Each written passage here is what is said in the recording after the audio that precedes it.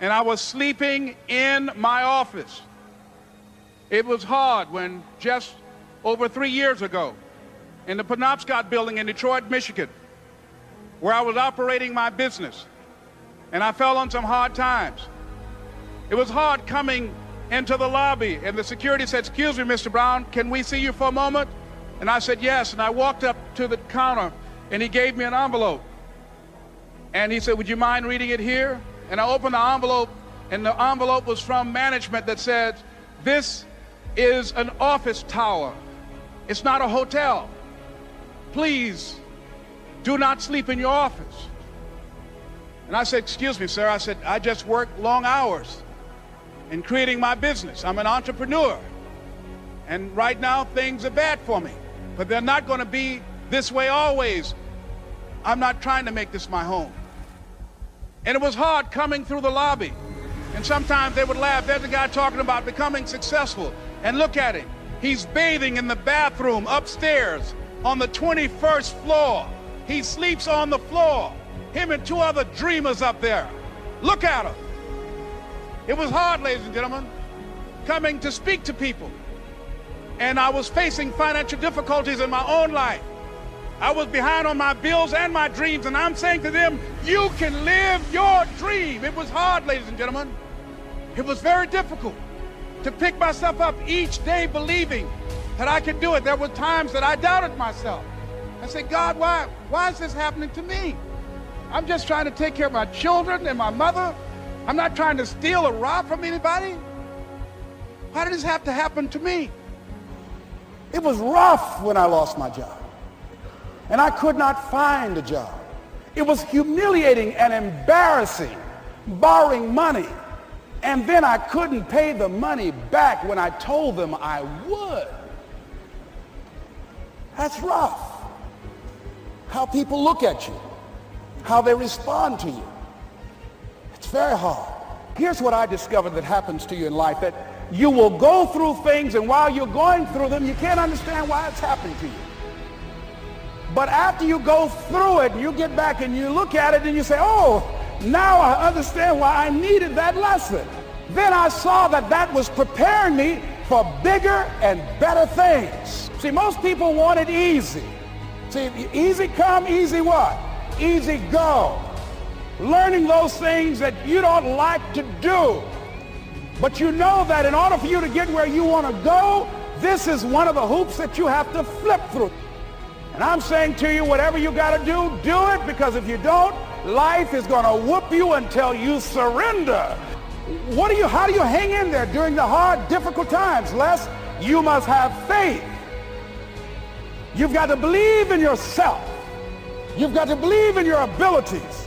You've got to believe in your service, your company, your ideas. Unquestionably, you got to have faith, and that faith gives you patience. That it's not going to happen as quickly as you want it to happen. A lot of things are going to happen that will catch you off guard.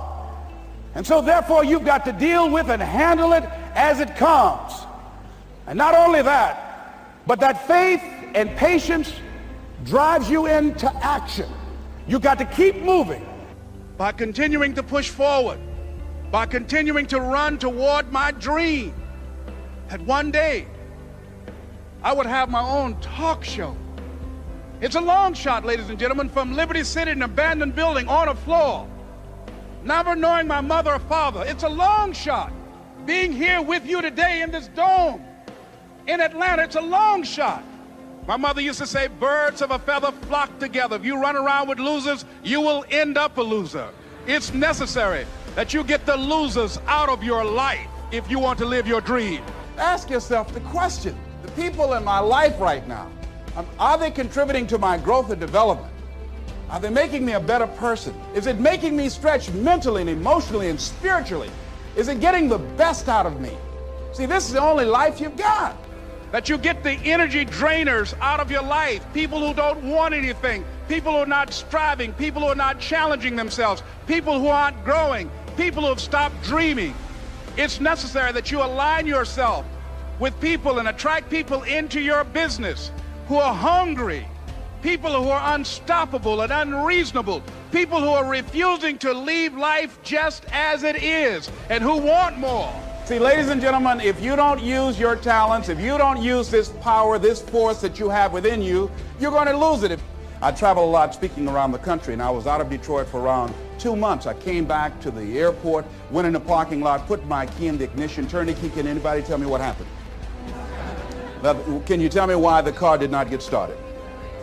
The battery was dead. Why was it dead?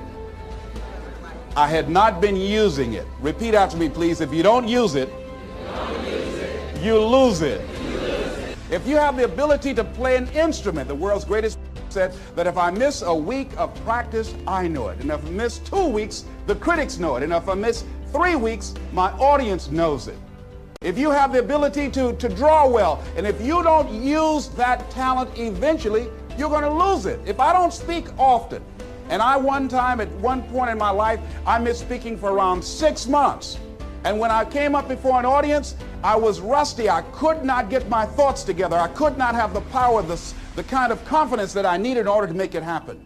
So whatever you want to do, whatever idea that you have, the longer that you're sitting on that idea, you are either creating or you are disintegrating.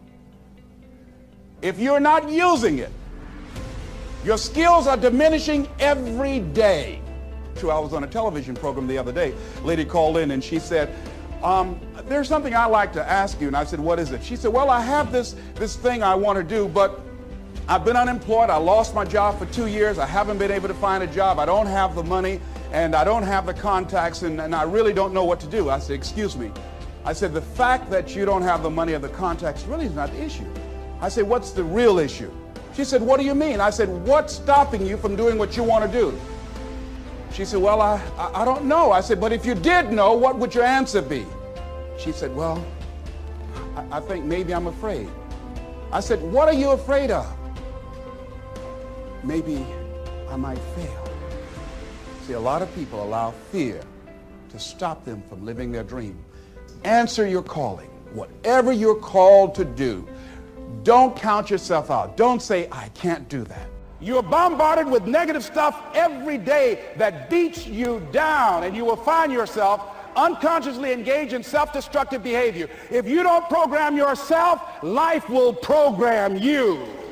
It's got to be your passion. You got to love it, ladies and gentlemen. You got to love it. It's got to be what you are supposed to do. You want to sing, and even though they want to invite you to Carnegie Hall, you're going to sing to anybody that listen to you, including singing to yourself. I used to talk to my plants when nobody else would listen to me. You're supposed to build something. You're supposed to create something. I don't know how to do it. Learn. Do whatever is required. Just go out there. It's possible you can get what you want. It's necessary. If you want it, you got to go into action. You got to be willing to experiment. You got to be willing to fail and to succeed. You got to be willing to form and to develop new relationships. It's you. It's on you. You got to make that happen. Nobody's going to bring it to you on a silver platter and say, here's your dream manifested. No, it's hard. Yes, it's hard. It's difficult. Yes, right. And it's worth it. It's difficult. It's challenging for kids right now. And it's going to take some easy, simple methods to help bring them out of this madness.